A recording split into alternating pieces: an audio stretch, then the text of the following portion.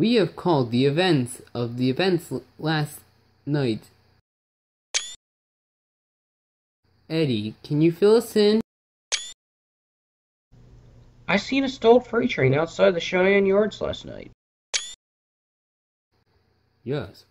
The train somehow stalled near last night. So spit it out. I think it was caused from a ghost.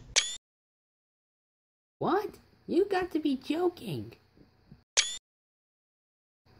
What? How can a ghost train cause a freight to stall? But I swear, I seen the 311 near the wreck. I'm telling the truth. But... No but. Case dismissed. Meeting is over. how did it go?